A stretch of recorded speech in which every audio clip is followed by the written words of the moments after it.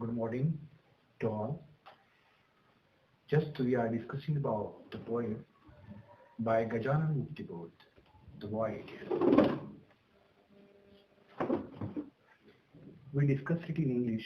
Now we are discussing it in Marathi for your convenience or for your easy learning.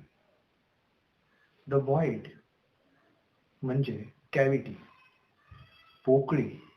ही निर्वात पोकळी जी आहे ती गजानन मुक्तिबोध यांच्या पहिल्या कवितेमध्ये आपण पाहिलं. सो फार अवे या कवितेमध्ये ते सांगतात की मध्यमवर्गीय आणि उच्चवर्णीय हे लोक तळागाळातल्या लोकांच्यावर कसे अन्याय करतात. खऱ्याच अर्थानं पाहायचं झालं तर हे गरीब लोक संपत्तीची निर्मिती करत असतात आणि हे श्रीमंत लोक त्यांच्यावर अन्याय करतात, त्यांच्याद्वारे मिळवलेल्या संपत्तीवर मौजमजा करतात आणि त्यांना मात्र कोणत्याही प्रकारच्या सोयी सुविधा मिळत नाहीत.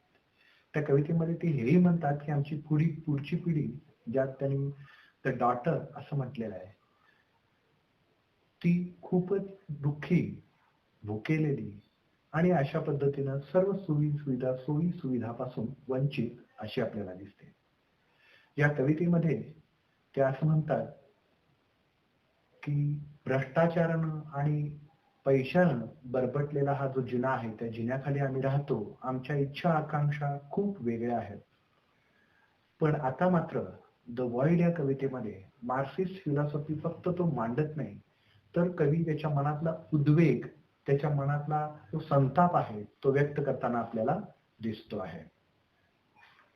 ही जी पोकळी आहे, ती पोकळी हे या कवितेला नाव देण्यामागचं किंवा शीर्षक देण्यामागचं कारण आपल्याला ही कविता पाहताना लक्षात येईल. तो असं म्हणतो, जर तुम्ही कवितेत पाहाल, the void inside us has jaws, those jaws have carnivorous teeth, those teeth will chew you up. तो कवितेमध्ये म्हणतो या निर्वात अशा पोकळीला, किंवा ही निर्वात अशी पोकळी कुठं आहे, तर ती आमच्या मनामध्ये आहे, ती आमच्या हृदयामध्ये आहे. आणि त्या पोकळीला जबडे आहेत. ते जबडे साधे नाहीत, ते जबडे कार्निवियस टीथ असं तो त्यांना म्हणतो आहे. मांस खाणारे असे ते जबडे आहेत. यामधून त्याला हेच व्यक्त करायचं आहे की आता थांबणं शक्य नाही, आता क्रांती ही होणारच. आणि ती क्रांती कशी असेल? ती क्रांती रक्तरंजित असेल, जशी रशियात झाली तशी. आणि आता आम्ही हा अन्याय, हे शोषण, ही पिळवणूक ही आम्ही थांबवणार आहोत. आम्ही त्यासाठी लढा द्यायला तयार आहोत. आमच्या मनामध्ये, आमच्या हृदयामध्ये जी काही निर्वात पोकळी तयार झालेली आहे, जी पोकळी निर्माण झालेली आहे, त्या पोकळीला आता जॉज आहे, त्या पोकळीला आता फ्लेश खाणारे म्हणजे अनुकुचीदार, मांस भक्षक असे जबडे, ज्याच्यामध्ये दात असतील, अनुकुचीदार दात असतील, असे जबडे आमच्यामध्ये तयार झालेले आहेत.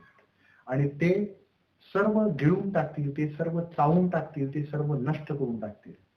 Those teeth will chew up everyone else.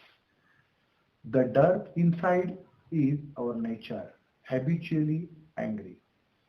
त्या जबड्यांचं वर्णन तो असं करतो. त्या पोकळीला जो जबडा आहे, जो कवीनं इथं कल्पलेला आहे, गजानन मुक्तिबोध यांनी जो जबडा कल्पलेला आहे, त्या कल्पलेल्या जबड्याला अनुकुचीदार दात आहेत.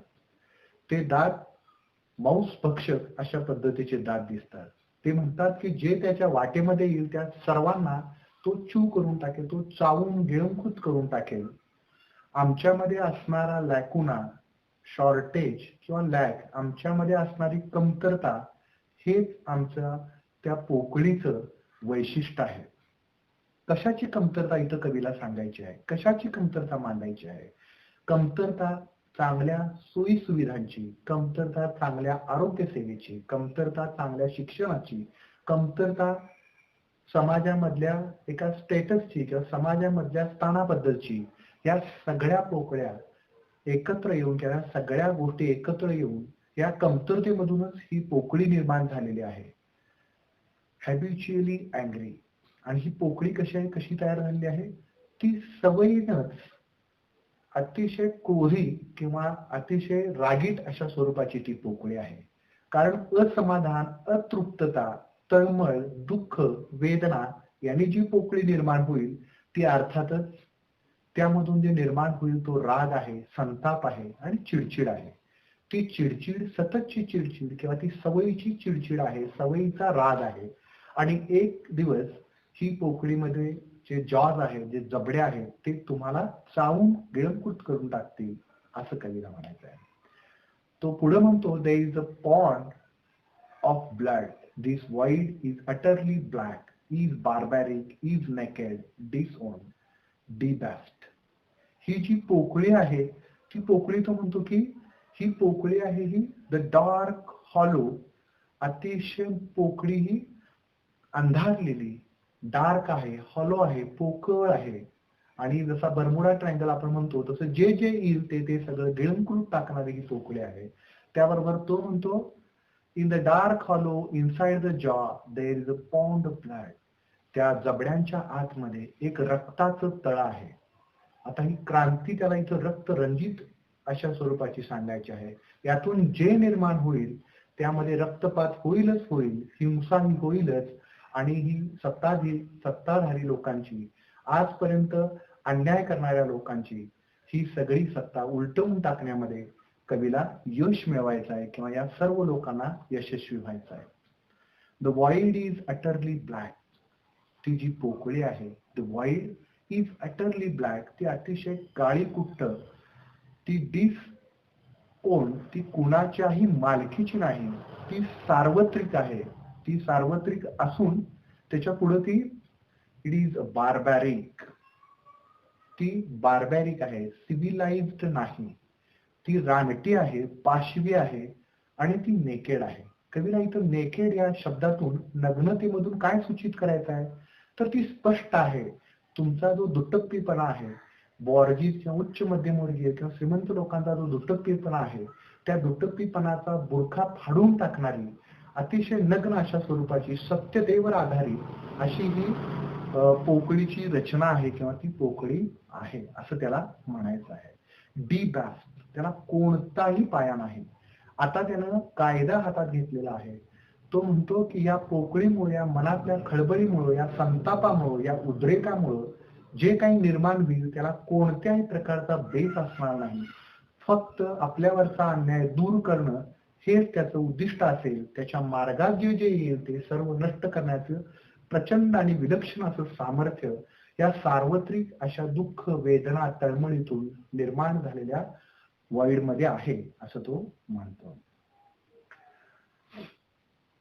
Completely self ऍब्सॉर्ड. ही जी पोकळी आहे ती कम्प्लिटली सेल्फ ऍब्सॉर्ड आहे. ती स्वतःमध्ये सर्व समावेश करून घेत आहे, ऍब्सॉर्ब करून घेत आहे, शोषून घेत आहे. आणि या शोषणामुळं, या शोषून घेतलेल्या दुःखामुळं, वेदनेमुळं त्याची ताकद आणखी वाढते आहे, अधिकच ती शक्तिमान होत आहे. I scatter it, give it away with fiery words and deeds. कधी असं म्हणतो की मी तिला उधळून देतो, त्या शोषलेल्या गोष्टी तो उधळून देतो. कशामार्फत? त्याच्या जळजळीत आणि तीव्र अशा शब्दातून. फायरी वर्ड्स अँड डीड्स, त्यानं संतापाने केलेली आंदोलनं, त्यानं केलेले मोर्चे, त्यानं नोंदवलेला निषेध, या सिस्टम विरुद्धचा निषेध हा तो नोंदवण्याचा पूर्ण अंशानं किंवा खरंच तो प्रयत्न करताना मला आपल्याला दिसतो आहे. आणि ती पोकळी इतकी भयानक आहे. तो म्हणतो, those who cross my path find this void in the wound I inflict on them. जो कोणी या पोकळीच्या, जो कोणी या वादळाच्या, जी वादळामधून, जी पोकळीमधून जे वादळ निर्माण झाले त्या पोकळीच्या आडवा येईल, त्याला सर्वांना ती इजा करेल, त्या सर्वांना याचा त्रास होईल, त्या सर्वांना ही उधळून लावेल असं त्याला म्हणायचं आहे. They let it grow, spread it around, scatter it and give it away to others. They let it grow. हे सर्वजण त्याला खूप लेट इट ग्रो, त्या पोकळीला मोठं करतायत. दिवसेंदिवस, क्षणाला ती पोकळी मोठी होत आहे. स्प्रेड इट अराउंड, तिची व्याप्ती वाढत आहे. तिची व्याप्ती जणू काही ह्या विश्वाला व्यापून उरेल अशी ती व्याप्ती आहे असं त्याला म्हणायचं आहे. दिवसेंदिवस त्याची वाढ होत आहे, त्या voidची वाढ होत आहे, त्या पोकळीची अत्यंत मोठ्या प्रमाणावर वाढ होत आहे. ती सर्व दूर, सर्व दिशांनी पसरताना कवीला दिसत आहे. scatter it and give it away to others. Raising the children of emptiness. ही सर्व पसरून टाकावी आणि सर्वांना ती अदर्स दुसऱ्यांना ती द्यावी अशी किंवा दुसऱ्यांच्या मध्ये ती निर्माण व्हावी अशी या कवीची मनोमन आणि सुप्त इच्छा आहे. प्रत्येक दबलेल्या पिचलेल्या अन्यायग्रस्त व्यक्तीनं ही पोकळी आपल्या हृदयामध्ये मनामध्ये साठवावी आणि त्याचं एक वादळ निर्माण व्हावं, क्रांती व्हावी असं त्याला वाटतं आहे. Raising the childrens of emptiness. Emptiness आपण म्हणतो की एम्प्टी रिकामा, रिकाम्या गोष्टीमध्ये बऱ्याचशा गोष्टी धावत येतात. जसं रिकाम्या भांड्यामध्ये पाऊस साठतो, या सृष्टीचा एक नियम आहे. जिथं जिथं रिकामा आहे तिथं तिथं वस्तू धाव घेत असतात. निर्वात पोकळीमध्ये सर्व ओढून घेतलं जातं. तशा पद्धतीनं raising the children of emptiness, the world is very durable and is fertile. ही जी पोकळी आहे, ही पोकळी कशी आहे? ड्युरेबल आहे, अतिशय मजबूत. जसं आपण एखादी वस्तू ड्युरेबल आहे म्हणतो, टिकाऊ अशा पद्धतीची पोकळी आहे. कारण ती वर्षानुवर्ष तशाच पद्धतीचा अन्याय होत आलेला आहे. वर्षानुवर्ष अशाच पद्धतीची सत्ता पालट होत आलेले आहेत. त्यामुळं अन्यायग्रस्तांनी, पिचलेल्यांनी, दबलेल्यांनी एकत्र येऊन संघर्ष केल्याशिवाय दुसरा कोणताही पर्याय नाही. जसं बाबासाहेब आंबेडकर म्हणतात, unite, educate, unite and fight. शिक्षण घ्या, एकत्र या आणि संघर्ष करा, लढा द्या. लढल्याशिवाय तुमच्या गुलामगिरीच्या बेड्या कधीही मोकळ्या होणार नाही. जसं मार्क्स म्हणतो, जगातील मजुरांनो एकत्र या आणि लढा द्या. तुमच्याजवळ तुमच्या गुलामगिरीच्या बेड्यांच्या शिवाय हरवण्यासारखं किंवा गमावण्यासारखं काहीही नाही. अशाच पद्धतीची ही जी तत्वज्ञान आहे, हे तत्वज्ञान या पोकळीमधून कवी मांडतो आहे. The void is durable, it is fertile. It is fertile. Fertile म्हणजे प्रजननक्षम, अतिशय प्रजननक्षम अशी ही पोकळी आहे. म्हणजे याच्यामधून अनेक लोकांच्या मनामध्ये, अनेक लोकांच्या हृदयामध्ये ही क्रांतीची बीज, ही क्रांतीची ज्योत तेवत राहील आणि त्या पद्धतीनं या पोकळीला आपल्याला वाढवायचं आहे. पोकळीमधून या सर्व अन्यायाचा, या सर्व गुलामगिरीचा पाडाव करायचा आहे, ती नष्ट करायची आहे असं कवीला म्हणायचं आहे. Everywhere it breeds swords, daggers, sickles, breeds carnival strength. प्रत्येक ठिकाणी त्याच्यातून काय प्रजनन होत आहे, कशाची निर्मिती होत आहे, कशाला जन्म देते आहे ती पोकळी? तर ती पोकळी swords, daggers, sickles, breeds carnival strength. अणुकुचीदार जबडे, करवती, अशा पद्धतीनं डॅगर्स, सुरे, वेळा, अशा पद्धतीच्या शस्त्रास्त्रांना ती जन्म देते आहे. ही शस्त्रास्त्र त्यांच्या रागातून, त्यांच्या दबलेल्या मनातून, त्यांच्या पिचलेल्या मनातून, त्यांच्यावर जो अन्याय झालेला आहे त्या अन्यायाच्या संतापातून ही निर्माण होत आहेत असं त्याला म्हणायचं आहे. That is why wherever you look there is a dancing jubilation. तुम्ही जिथं जिथं बघाल तिथं तिथं तुम्हाला नृत्य, आनंद उत्सव साजरा होताना दिसतो आहे. या निर्मितीमधला आनंद उत्सव तुम्हाला इथं दिसतो आहे.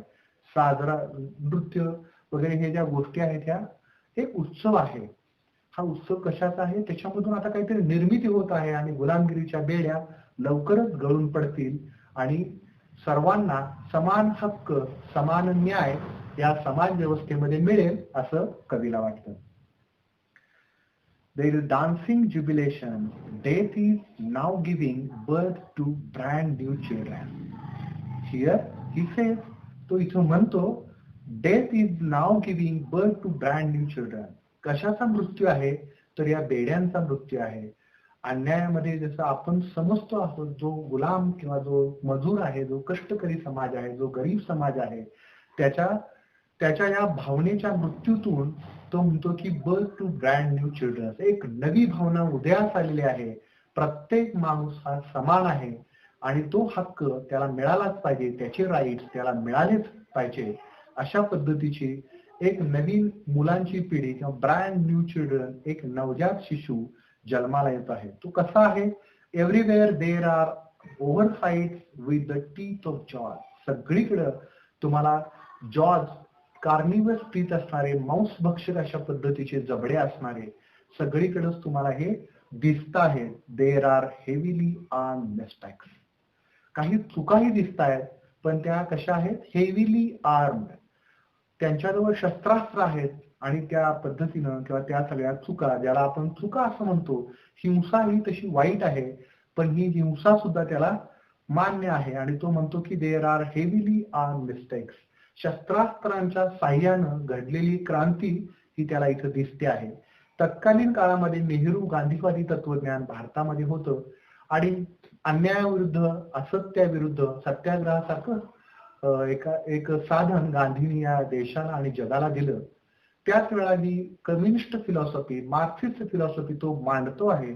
तो म्हणतो आहे कदाचित ही चूक असेल, पण ही चूक आम्हाला मान्य आहे, कारण वर्षानुवर्ष पिचलेल्या गुलामगिरीत असलेल्या या आमच्या या बंडाला एक द व्हॉइड असं मी नाव देतोय. ती पोकळी आहे, ती कमतरतेची पोकळी आहे, ती शस्त्रास्त्रांनी युक्त अशी पोकळी आहे, ती अन्यायाविरुद्धची चीड, संताप याच्यामधून निर्माण झालेली पोकळी आहे. ती पोकळी इथं त्यांना दिसून येते आहे. There are heavily arm mistakes. The world looks at them and walks on. हे सर्व जग त्याच्याकडे पाहत आहे, त्या क्रांतीकडे पाहत आहे, व्हॉइड या पोकळीकडे पाहत आहे आणि ते पुढे पुढे चालत जात आहे. या अर्थानं की जी उच्च मध्यमवर्गीय किंवा उच्चवर्णीय जो समाज आहे तो त्यांच्याकडे पाहतो आहे, त्यांच्या दुःखाकडे, वेदनेकडे, पण तो तसा चालत जात आहे. Rubbing it's hand. पण आता मात्र काय झालेलं आहे? क्रांती झालेली आहे. मोठ्या प्रमाणावर क्रांती एक ना एक दिवस होणार आहे, होत आहे आणि प्रत्येकाच्या मनामध्ये ही क्रांतीची ज्योत प्रज्वलित होत आहे. कारण ही जी पोकळी आहे ही कशी आहे? फर्टिल आहे, ती प्रजननक्षम आहे. एक त्याच्यामधून निर्मिती होत आहे. त्या निर्मितीतून त्या निर्मितीकडं, त्या आंदोलनांच्याकडं, त्या सशस्त्र क्रांतीकडं जग पाहत आहे. पण त्याला मात्र रबिंग इट्स हँड्स, हात चोळत बसण्याशिवाय आता त्यांच्याकडे कोणताही पर्याय असणार नाही. आणि यामधून त्याला असं मांडायचं आहे की आम्ही विजयी होऊच आणि ही जी काही पोकळी आहे ती पोकळी एक ना एक दिवस या सर्व अन्यायाच्या, या सर्व विषमतेचा विनाश करून टाकेल आणि एका चांगल्या समाजाचं निर्माण किंवा निर्मिती करण्याचं सामर्थ्य या पोकळीमध्ये आहे आणि ही पोकळी अशीच वाढत गेली पाहिजे असं त्याचं मत आहे. थोडक्यात गजानन मुक्तिबोध यांनी कम्युनिस्ट फिलॉसॉफी किंवा मार्क्सिस्ट फिलॉसॉफी मांडलेली आहे. सशस्त्र क्रांतीचा पुरस्कार त्यांनी अप्रत्यक्षपणे यामधून केलेला आहे. ते असं म्हणतात की गुलामगिरी किंवा अन्यायाविरुद्ध पेटून उठलंच पाहिजे. अन्याय सहन करणारा हा माणूस किंवा ही व्यक्ती, अन्याय करणाऱ्या व्यक्ती इतकीच दोषी असते असं आपल्या भारतामध्ये म्हटलं जातं किंवा जगामध्येही असं म्हटलं जातं. तसंच आता तुम्ही अन्याय सहन करू नका, या अन्यायाविरुद्ध लढा द्या, असंच थोडक्यात गजानन मुक्तिबोध यांनी द व्हॉइड या कवितेमधून मांडण्याचा प्रयत्न केलेला आहे. धन्यवाद.